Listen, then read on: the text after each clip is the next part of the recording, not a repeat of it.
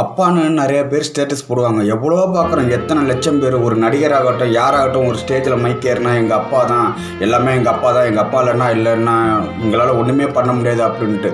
ஆனால் இதில் மிகப்பெரிய ஒரு விஷயம் என்னென்னா, என்ன மாதிரி எத்தனையோ லட்சக்கணக்கான பேர் அப்பா இருந்தும் இல்லாமலும் இந்த ஸ்டேட்டஸ் எல்லாம் பார்க்கும்போது எவ்வளோ குளிங்க.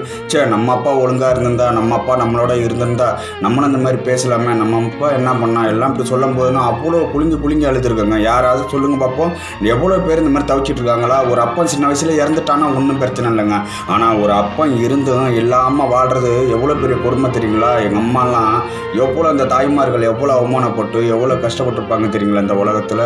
அதனால தான் ஒவ்வொரு ஸ்டேட்டஸும் பார்க்கும்போது நம்மளுக்கும் இந்த மாதிரி அப்பா அம்மா ஒரு ஸ்டேட்டஸ் வைக்க முடியலையே, நம்ம அப்பாவை பற்றி பேச முடியலையே. ஒரு ஸ்கூல் ஆகட்டும், எங்கேயாவது போகிற இடம் தான் வராரமாகட்டும், நம்ம அப்பாவை பற்றி பெருமையாக பேச முடியல. என்னடா பண்ணுற உங்கள் அப்பா அண்ணா அவ்வளோ குளிங்கிங்க. வெளியில் சொல்லாமல் கூட எங்கள் அப்பா எங்களை விட்டுட்டு ஓட்டான், எங்கள் அப்பா குடியார் நாடகம்